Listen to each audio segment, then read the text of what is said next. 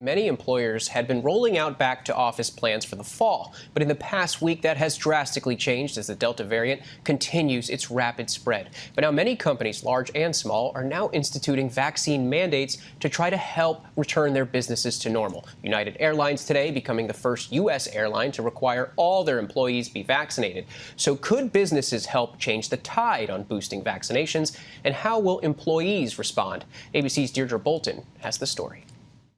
From tech to big hospitals to banks and restaurants, many businesses across the country are now demanding employees get vaccinated. An employer can mandate vaccinations, and the Equal Employment Opportunity Commission has put out guidance about that. Companies like Facebook, Google, Twitter, Uber, and Disney, the parent company of ABC News, are doing just that. This isn't a new pandemic thing. It's the same principle that applies when an employer says you have to have a certain license or training to do a job. Meat producer Tyson is issuing a mandate for its corporate and meat packing plant workers.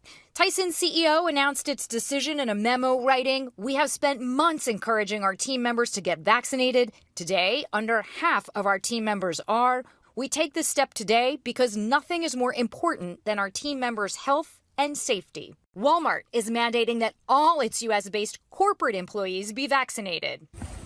Its in-store and warehouse workers are encouraged, but not mandated to be so. It's a fine line that employers are walking between strongly encouraging vaccines versus mandating vaccines.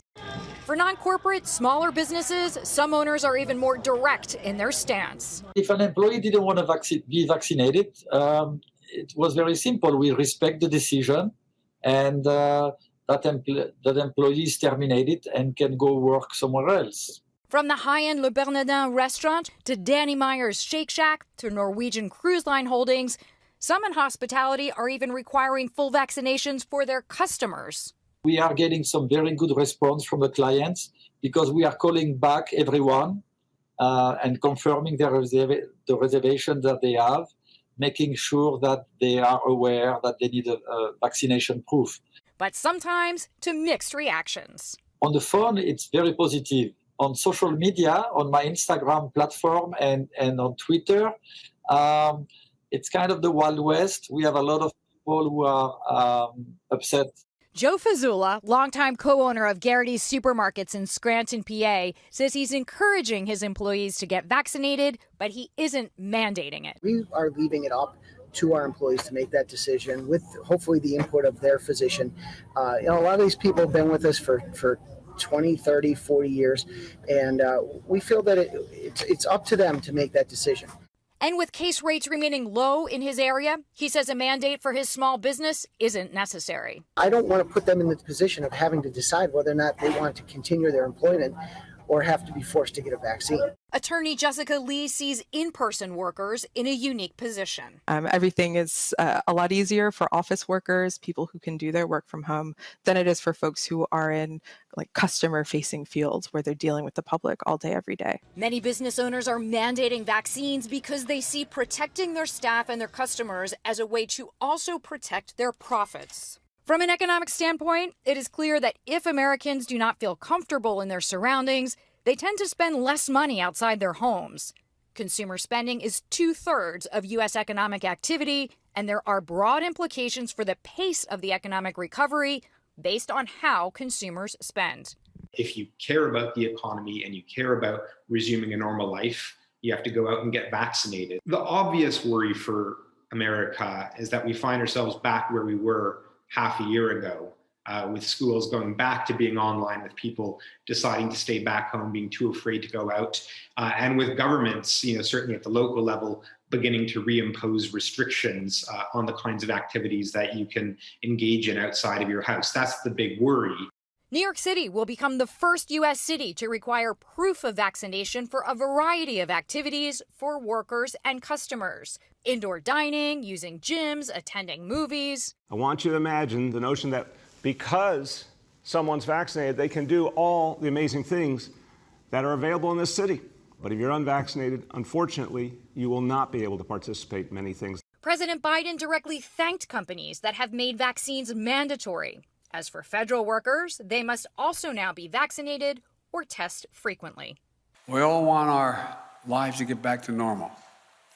And fully vaccinated workplaces will make that happen more quickly and more successfully.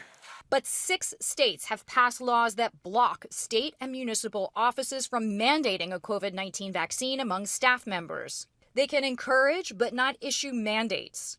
Those 6 states and another 6 have laws that prevent public schools from issuing mandates. Whether on the federal or local level, there's one important legal wrinkle. We don't have FDA-approved vaccines. The 3 vaccines are only emergency use authorization. Only approved vaccines can be mandated by law. The Food and Drug Administration has sped up its timetable for approving Pfizer-BioNTech's vaccine, possibly by early September. Those people who are hesitant to get vaccinated because they perceive the emergency use authorization as not being proof enough that it's safe and effective, even though we have ample evidence that it's highly effective and highly safe, I think you're going to see more people get vaccinated. Dr. Fauci is one who believes that the change in classification will change behavior.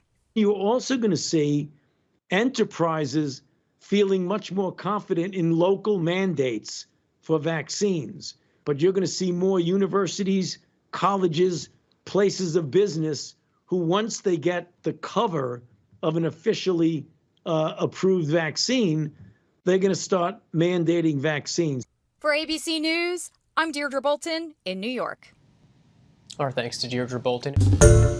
Hi, everyone. George Stephanopoulos here. Thanks for checking out the ABC News YouTube channel. If you'd like to get more videos, show highlights, and watch live event coverage, click on the right over here to subscribe to our channel. And don't forget to download the ABC News app for breaking news alerts. Thanks for watching.